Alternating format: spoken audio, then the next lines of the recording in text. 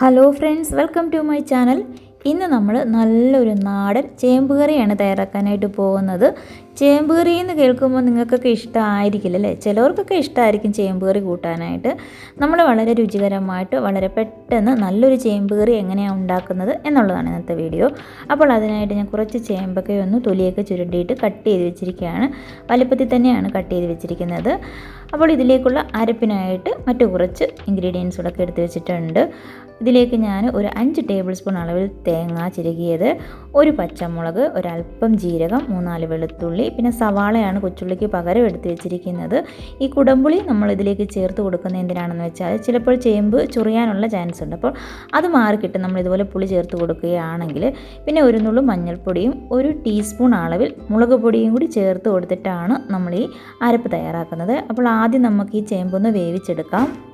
പിന്നെ ഈ കുടംപുളിക്ക് പകരം പിഴുപുളി ഉണ്ടല്ലോ, അത് ചേർത്ത് കൊടുത്താലും മതി കേട്ടോ. ഞാനിവിടെ കുക്കറിലാണ് ചേമ്പ് വേവിക്കുന്നതിന് വേണ്ടിയിട്ട് ഇട്ട് കൊടുത്തിരിക്കുന്നത് കേട്ടോ. അപ്പോൾ ഇതിലേക്ക് വേകാനുള്ള വെള്ളവും കൂടി ഒഴിച്ചു കൊടുക്കാം. കൂടെ തന്നെ നമുക്കിതിലേക്ക് ആവശ്യത്തിനുള്ള ഉപ്പൊടി ചേർത്ത് കൊടുക്കാം. പിന്നെ ഒരുപാട് ഇട്ടങ്ങ് വേവിക്കേണ്ട, അതായത് 3 വിസിലടിച്ചപ്പോൾ തന്നെ ഞാൻ ഓഫ് ചെയ്ത് കൊടുത്തു. ഒരുപാട് സമയത്ത് വേവിച്ചാൽ ചേമ്പങ്ങ് വെന്ത് കുഴഞ്ഞു പോകും. ഇതാകുമ്പോൾ കറക്റ്റ് പാകത്തിന് തന്നെ നമുക്ക് വെന്ത് കിട്ടിക്കോളും. കൂടെ തന്നെ ഒരു നുള്ളു മഞ്ഞൾപ്പൊടിയും കൂടി ചേർത്ത് കൊടുത്തിട്ടുണ്ട്. ഇനി നമുക്ക് പെട്ടെന്ന് തന്നെ ഇതൊന്ന് വേവിച്ചെടുക്കാം. ഒരു ചെറിയ കഷ്ണം കുടംപുളിയാണ് എടുത്ത് വെച്ചിരുന്നത് കേട്ടോ. അത് നമ്മളിപ്പോൾ ചേമ്പ് വേവിക്കുമ്പോൾ അതിൻ്റെ കൂടെ ഇട്ട് വേവിക്കുന്നില്ല. ചേമ്പൊക്കെ വെന്തതിന് ശേഷം അരപ്പ് ചേർക്കുമല്ലോ, ആ ഒരു സമയത്ത് ചേർത്ത് കൊടുത്താൽ മതി കേട്ടോ. ഇനിയിപ്പോൾ ചേമ്പ് വേകട്ടെ. ഈ ഒരു സമയം കൊണ്ട് നമുക്ക് ഇതിലേക്ക് ആവശ്യത്തിനുള്ള അരപ്പൊടി തയ്യാറാക്കാം. അപ്പോൾ അരപ്പിനായിട്ട് നമ്മൾ തേങ്ങയും പച്ചമുളക്, ജീരകം, വെളുത്തുള്ളി എല്ലാം ചേർത്ത് കൊടുത്തിട്ടുണ്ട്. നമ്മൾ ആ സവാള കട്ട് ചെയ്ത്, സവാളയ്ക്ക് പകരം ഉണ്ടല്ലോ നിങ്ങൾക്ക് കൊച്ചുള്ളി ഉണ്ടെങ്കിൽ അത് ചേർത്ത് കൊടുക്കുന്നതായിരിക്കും ഏറ്റവും നല്ലത്. ഇപ്പോൾ കൊച്ചുള്ളി ഇല്ലാത്തത് കൊണ്ടാണ് ഞാൻ സവാള ചേർത്ത് കൊടുത്തിരിക്കുന്നത്. ഒരല്പം വെള്ളവും കൂടി ചേർത്ത് കൊടുത്തിട്ടുണ്ട്. എന്നിട്ട് നമുക്ക് നന്നായിട്ട് ഇതൊന്ന് അരച്ചെടുക്കാം. ഇപ്പോൾ നമ്മുടെ ചേമ്പൊക്കെ നന്നായിട്ട് വെന്ത് വന്നിട്ടുണ്ട്. ഒരുപാടങ്ങ് കുഴഞ്ഞു പോയിട്ടില്ല, കറക്റ്റ് പാകത്തിന് തന്നെയാണ് വെന്ത് കിട്ടിയിരിക്കുന്നത്. ഇനി അരച്ച് വെച്ചിരിക്കുന്ന അരപ്പ് ഇതിലേക്ക് ചേർത്ത് കൊടുക്കാം. മിക്സിയുടെ ജാറൊക്കെ കഴുകി ഒരല്പം അരപ്പ് വെള്ളം കൂടി ചേർത്ത് കൊടുത്തിട്ടുണ്ട്. ഇനി നമുക്കിതൊന്ന് ചെറുതായിട്ട് ചൂടാക്കിയെടുക്കാം. ഈ ഒരു സമയത്ത് ഞാൻ ഇതിലേക്ക് കുറച്ച് കറിവേപ്പിലയും കൂടി ചേർത്ത് കൊടുത്തിട്ടുണ്ട് കേട്ടോ. എന്നിട്ട് നന്നായിട്ടൊന്ന് ഇളക്കി, ഒരുപാട് അങ്ങ് തിളച്ച് പോകണ്ട, ചെറുതായിട്ടൊന്ന് ചൂടായി വരുമ്പോൾ ഇനി നമ്മൾ നേരത്തെ എടുത്ത് വെച്ചിരുന്ന കുടംപുളി ചേർത്ത് കൊടുക്കാം. കുടംപുളിക്ക് പകരം നിങ്ങൾക്ക് പിഴുപുളിയാണെങ്കിലും ചേർത്ത് കൊടുത്താൽ മതി കേട്ടോ. ചില ചേമ്പ് ചൊറിച്ചിലുണ്ടാകും, അപ്പോൾ ആ ഒരു ചൊറിച്ചിൽ മാറി കിട്ടുന്നതിന് വേണ്ടിയിട്ടാണ് ഈ ഒരു പുളി ചേർത്ത് കൊടുക്കുന്നത്.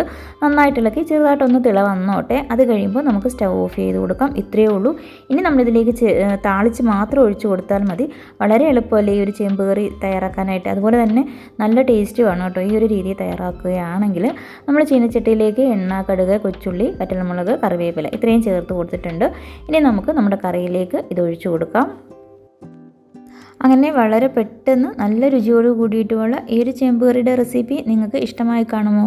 ഇഷ്ടമായിട്ടുണ്ടെങ്കിൽ ഒന്ന് ലൈക്ക് ചെയ്യുക. എപ്പോഴും പറയുന്നത് പോലെ സബ്സ്ക്രൈബ് ചെയ്യാതെ കാണുന്നവരാണെങ്കിൽ പ്ലീസ് ഒന്ന് സബ്സ്ക്രൈബ് ചെയ്ത് സപ്പോർട്ട് ചെയ്യണേ. നമ്മൾ താളിച്ചൊഴിച്ച് കൊടുത്തിട്ട് ഇപ്പോഴൊന്ന് ഇളക്കി കൊടുത്തിട്ടുണ്ട്. ഇത്രയും മതി. ഇനി നല്ല ചൂട് ചോറിൻ്റെ കൂടെ കഴിക്കാനായിട്ട് ഈ ഒരു കറി മാത്രം മതി കേട്ടോ. അപ്പോൾ എല്ലാവരും ഉണ്ടാക്കി നോക്കുക. നിങ്ങളുടെ അഭിപ്രായങ്ങൾ കമൻറ്റ് ബോക്സിൽ അറിയിക്കുകയും ചെയ്യണം. വീഡിയോ കണ്ട എല്ലാ കൂട്ടുകാർക്കും താങ്ക്